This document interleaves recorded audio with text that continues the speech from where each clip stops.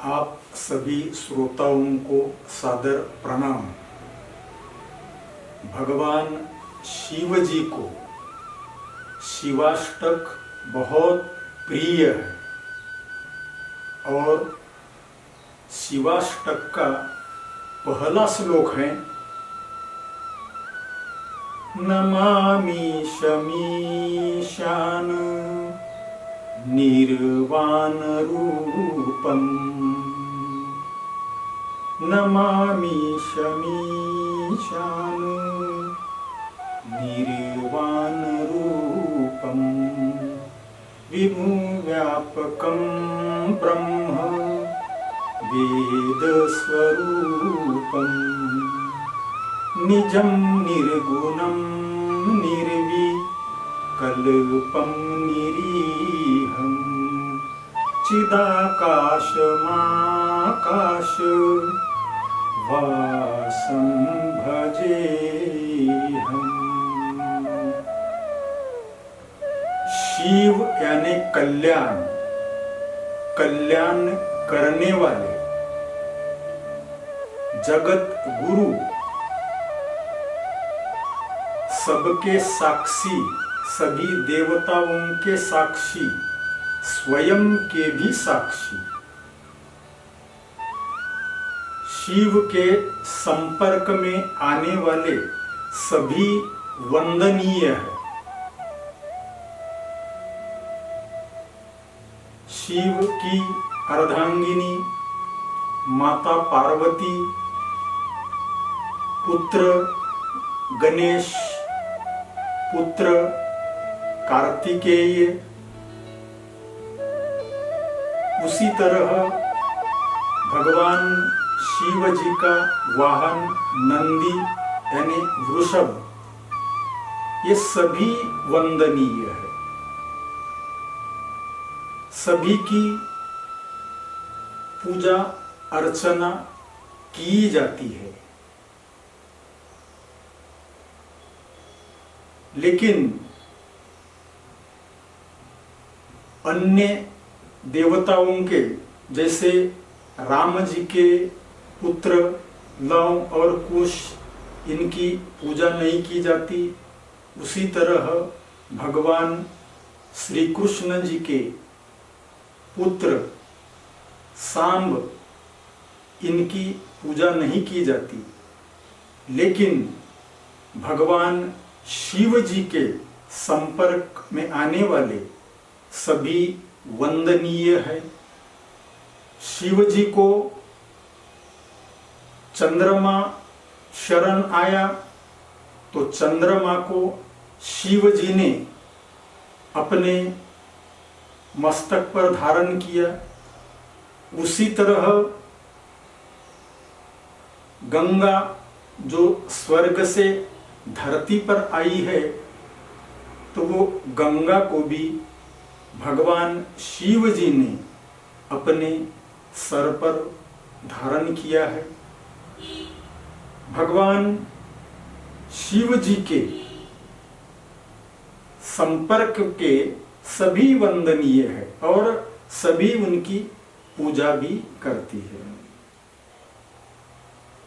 भगवान को जिसका कल्याण करने का रहा, तो सर्वप्रथम उसके ऊपर दुख भेजते हैं, संकट भेजते हैं, विपत्ति भेजते हैं। संकट भी भगवान के रूप में ही आता है।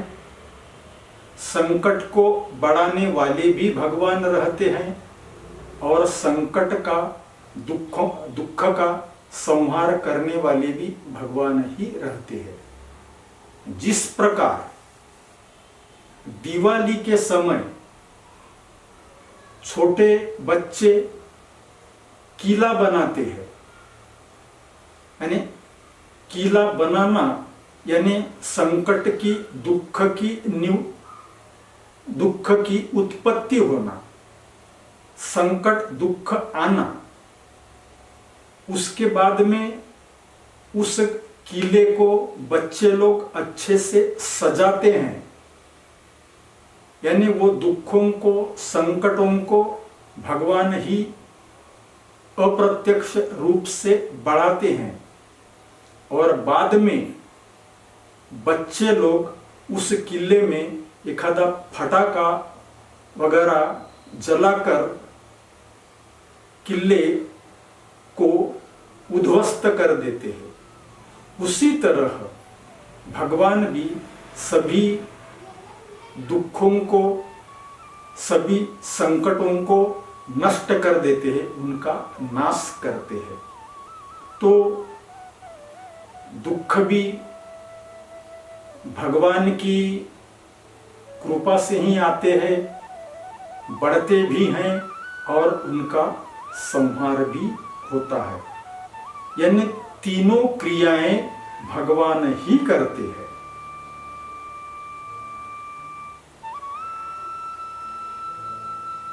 अपने पर जो भी दुख आते हैं, जो भी विपत्तियां आती हैं, संकट आते हैं, ये दुख काटने के लिए हमारे शास्त्रों ने 3 उपाय बताए हैं। 3 प्रकार से इन दुखों का कट जाना होता है या इन दुखों का समाप्त होना होता है, जिसमें से पहला है शरीर को रोग होना, दूसरा है संपत्ति चले जाना यानी गरीबी आना, और तीसरा है निंदा होना, अपमान होना। हमारी जो भी निंदा करते हैं तो वो निंदा करने वाले हमारे पाप चाट चाट कर खाते हैं। इसलिए हमने भी किसी की निंदा नहीं करनी चाहिए, क्योंकि हम किसी की निंदा करेंगे तो उनके भी पाप हम चाट चाट कर खाए जैसे होंगे और हमारे पुण्य उनके तरफ जाएंगे और उनके पाप हमारे सर पर आकर बैठ जाएंगे। इसलिए हमने कभी किसी की निंदा नहीं करनी चाहिए। हमारा जितना ज्यादा अपमान होगा, जितनी ज्यादा हमारी अपकीर्ति होगी, जितने हमारे शरीर को रोग होंगे, जितनी हम पर यानी पावर्टी गरीबी आएंगी, हमारा धन चले जाएगा, उतना ही हमारा यानी कल्याण होते जाता है। यानी संसार की तरक्की, संसार की अनुकूलता यानी परमार्थ की प्रतिकूलता कहा गया है, और संसार की प्रतिकूलता यानी परमार्थ की अनुकूलता हमारे शास्त्रों ने कहा है। भक्ति में यदि हमें सफल होना है तो कभी भी भक्त कभी भी भूतकाल का शोक नहीं करता, भविष्य की चिंता नहीं करता। भविष्य की हमने चिंता नहीं करनी चाहिए और वर्तमान को ही सुधारते रहना चाहिए। भूतकाल का शोक न करना यानी रात गई सो बात गई। भविष्य की चिंता करने से, चिंता से आगे चलकर यानी रोग का भी जन्म होता है। चिंता से कटे चतुराई ऐसा भी कहा गया है। तो चिंता से हमारा जो चतुरपना है यानी हमारी बुद्धि भी यानी कम कम होते जाती है। इसलिए हमने भविष्य की चिंता नहीं करनी चाहिए, वर्तमान को ही हमें सुधारना है। वर्तमान किसे कहते हैं? जो भविष्य भूत में जा रहा है, उसी को वर्तमान कहते हैं।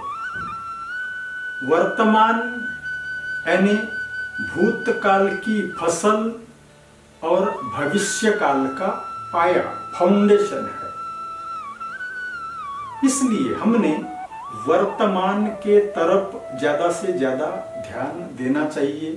वर्तमान में अच्छे कर्म करना चाहिए, वर्तमान को सुधारना चाहिए, क्योंकि हम वर्तमान को सुधारेंगे तो ये वर्तमान भूत में जाएगा और बाद में यही भविष्य बनकर हमारे सामने आएगा। यानी जो हम अभी करेंगे वही आगे चलकर हमारे सामने भविष्य बनकर आने वाला है। इसलिए हमें वर्तमान को सुधारना बहुत जरूरी है। फिलहाल जो हम हैं, फिलहाल जो हमें जन्म मिला है, ये जन्म यानी हमारे पिछले कर्म का, पिछले विचारों का ही एक प्रकार का हमें यानी ये जन्म मिला है। उसी कर्म से हमें ये देह मिली है, उसी विचार से हमें यानी ये देह मिली हुई है। और इसका अभी हमने अच्छे से अच्छा यानी उपयोग करके, यानी हम इस देह का, शरीर का कैसा उपयोग करते हैं, इसके ऊपर हमारा यानी आगे का जीवन डिपेंड करता है। जीवन किसे कहते हैं? जीवन कहते हैं जीवत्व से लेकर शिवत्व तक की यात्रा को। सबसे बड़ा पुरुषार्थ किसको कहा गया है? सबसे बड़ा पुरुषार्थ वो है प्रकृति से, प्रकृति के पराधीनता से छुड़ाना और अपने स्वरूप में, अपने स्वरूप में स्थापित करना, स्थापित होना, इसे बहुत बड़ा यानी पुरुषार्थ कहा गया है। और यही पुरुषार्थ आप और हम सभी को करना है। हम इस जगत में, इस दुनिया में सबको प्रसन्न नहीं कर सकते। ये जगत, ये संसार के लोग हमने कितना भी अच्छा किए तो भी गलतियां निकालते ही रहते हैं, कुछ ना कुछ त्रुटियां ढूंढते ही रहते हैं। ये जगत कभी कड़वा भी बोलता है, तीखा भी बोलता है, हमें गर्म करने की कोशिश करता है, क्रोध भी दिलाता है।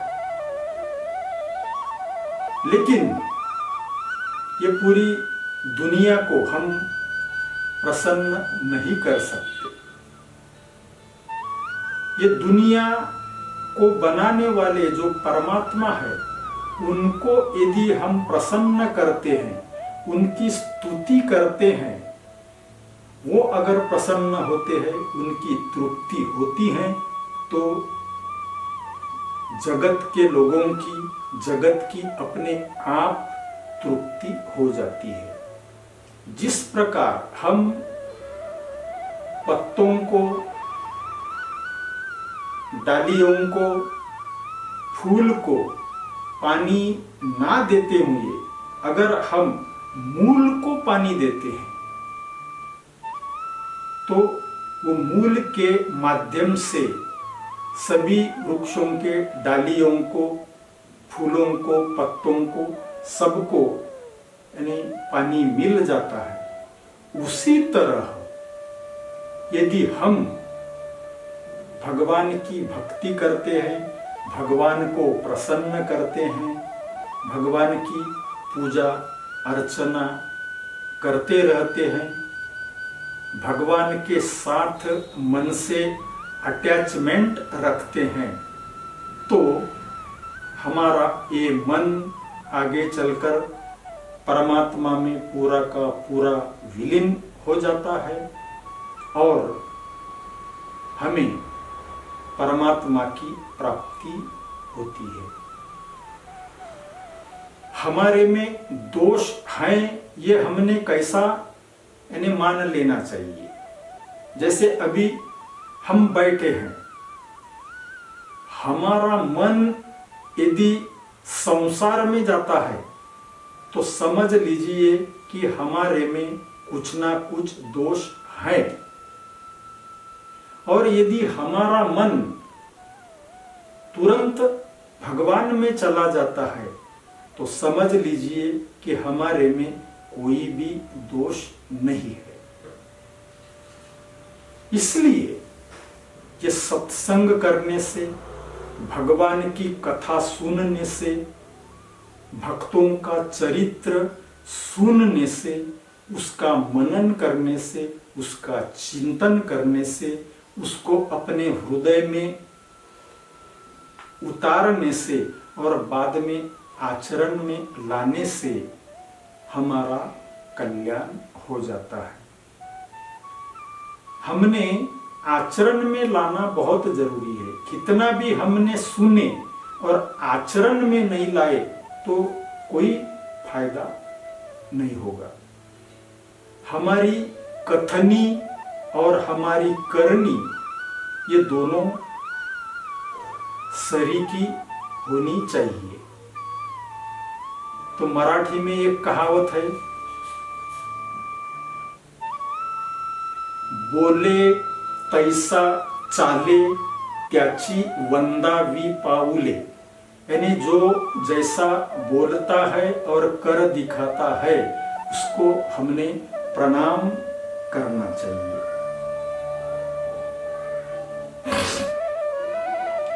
दुनिया को हम प्रसन्न नहीं कर सकते। एक घोड़ा खरीदने के लिए बाजार में पिता और पुत्र दोनों गए थे। दोनों ने घोड़े को खरीदा। खरीदने के बाद में बाजार से वो अपने घर आने लगे। बीच में 8-10 देहात गिरते हैं। जैसे ही बाजार से दोनों बाप पिता और पुत्र निकले और दोनों पैदल ही चल रहे थे और घोड़े को साथ ले रहे थे, लेके आ रहे थे, तो पहले गांव वाले लोगों ने उनके ऊपर कमेंट्स किया कि देखो ये बेटे कैसे पगले हैं, दोनों बाप बेटे, इन्होंने घोड़ा खरीदा है और घोड़े पर बैठने के बजाय ये घोड़े को पैदल ही लेके जा रहे हैं। तो दोनों बाप बेटे ने उनके ये सेंटेंस सुने, उससे सबक लिया। बाद में वो बेटे ने अपने पिताजी को घोड़े पर बिठाला और खुद घोड़े के साथ साथ चलने लगा। दूसरे गांव के लोग मिले, वो इस दृश्य को देखकर कहने लगे कि ये कैसा बाप है, अपने बेटे को यानी पैदल चलने दे रहा है और खुद घोड़े के ऊपर बैठ गया है। तो ये दूसरा कमेंट्स उनको मिला। उससे सबक लेने के बाद में फिर बेटा बैठ गया, पिताजी को चलने के लिए कहा। घोड़े के साथ में पिताजी चलने लगे और लड़का घोड़े पे बैठ गया। फिर तीसरा गांव आया। तीसरे गांव के लोग बोलने लगे ये लड़का कैसा निर्दयी है, हार्टलेस है, बूढ़े बाप को यानी चलने को लगाया और खुद घोड़े पे बैठ गया, वो भी एक समस्या हो गई। उससे सबक लेकर फिर दोनों बाप बेटे घोड़े पे बैठ गए। दोनों बाप बेटे घोड़े पर बैठने के बाद में चलने लगे तो चौथे गांव वालों ने इनको कहा कि ये बेटे कितने दोनों बाप बेटे निर्दयी है, हार्टलेस है। वो घोड़ा यानी मूक प्राणी, ये मूक प्राणी के ऊपर ये जरा सी भी दया नहीं करते। दोनों बाप बेटे वो घोड़े पे बैठ गए हैं। तो चौथी समस्या ये मिल गई। वहां से सबक लेकर, सीख लेकर फिर उन्होंने क्या किया, वो घोड़े के आगे के भी पैर बांधे रस्सी से और पीछे के भी पैर बांधे। एक लकड़ी ली और वो घोड़े को उठाकर लेकर जाने लगे। सामने लड़का हुआ और पीछे में पिताजी हुए। 5वें गांव वाले लोग रास्ते में मिले, वो भी कमेंट्स करने लगे कि ये बेटे कैसे दोनों बाप बेटे हैं, ये कैसे यानी है, ये घोड़े को उठाकर लेके जा रहे हैं।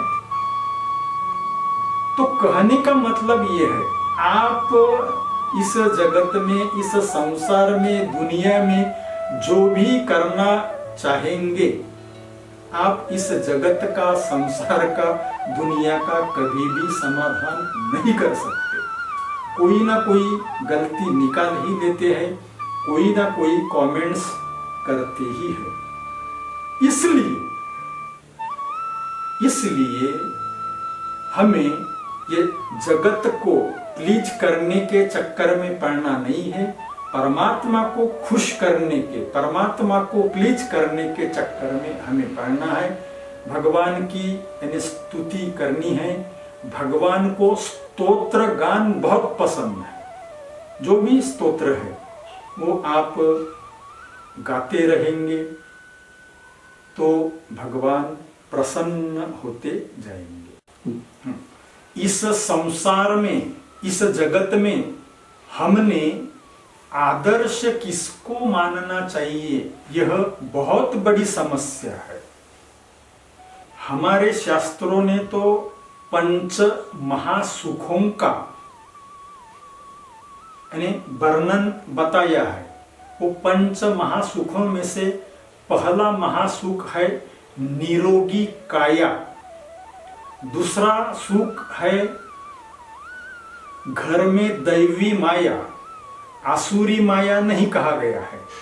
तीसरा सुख है सुशील धर्मपत्नी, सुशील अर्धांगिनी, और चौथा है आज्ञाधारक संतान, और 5वां सुख है शांत चित्त मृत्यु आना, यानी मरते दम तक, प्राण छूटने तक कुछ ना कुछ करते रहना।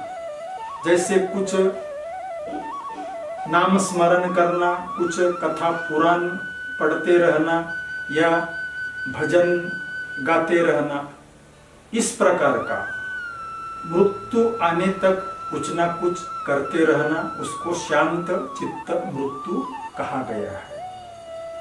इसलिए हमने भी आदर्श उसको ही मानना चाहिए जो ये पांचों सुखों के तरफ जिनका ध्यान है, या ऐसे गुरु को आदर्श मानना चाहिए कि जिसकी निरोगी काया है। निरोगी काया किसकी रहती है? निष्कामी की। निष्कामी के पास कोई भी रोग नहीं आता। निष्कामी को कोई भी रोग को छूने की ताकत नहीं है। इसलिए जो निष्कामी है, उसके बाद में जिसकी बुद्धि कुशाग्र है, जिसका मन एकदम शांत है, चंचल नहीं है, चित्त भी शांत है और उसमें अहंकार नहीं है। तो अहंकार शून्य, शांत चित्त वाला, अचंचल मन वाला, कुशाग्र बुद्धि वाला और नियोगी काया वाला जो होगा उसको हमने आदर्श मानना चाहिए। अगर ये 5 चीजें हम धारण करते हैं, ये 5 चीजें हम खुद धारण करते हैं, तो छठवां हमें परिणाम मिलता है कि हम ही दूसरों के लिए आदर्श बन जाते हैं। तो हमने एक अच्छे आदर्श, हमें अच्छे आदर्श की जरूरत है। एक अच्छे आदर्शवान को आदर्श मानकर उनके रास्तों पर चलना है। और इस प्रकार यदि हम चलते रहेंगे, अपना मार्ग क्रमण करते रहेंगे, ये परमार्थ का मार्ग क्रमण करते रहेंगे, तो हम हमारे ध्येय तक, हमारे लक्ष्य तक, हमारा लक्ष्य क्या है? परमात्मा की प्राप्ति करना, तत्व ज्ञान प्राप्त करना, आत्म साक्षात्कार करना, अपने मन बुद्धि चित्त को व्यापक परमात्मा में मिला देना, यानी अद्वैत बनना, परमात्मा और हम यानी आत्मा एक हो जाना। जिस प्रकार पानी और शक्कर ये दोनों जब एक हो जाते हैं तो शरबत बनता है, उस प्रकार शरबत के समान हमें परमात्मा के साथ में अद्वैत होने के लिए प्रयास करते रहना है। और यदि हम प्रयास करते रहेंगे तो practice makes a man perfect. हम अच्छे सद्गुरु के मार्गदर्शन से चलते रहेंगे और सभी उपाय सद्गुरु भी बताते हैं, हमारे शास्त्रों में भी सभी उपाय बताए गए हैं और उसके मुताबिक यदि हम चलते हैं तो हम हमारे जीवन में सफल हो जाते हैं। हमारे श्रीमद् भागवत महापुराण में अध्यात्म से रिलेटेड ठोस उपाय और ठोस प्रमाण भक्त प्रहलाद के चरित्र में आए हुए हैं। उनका भी हमें श्रवण मनन करना है और आचरण में लाने का है। साधुवाद।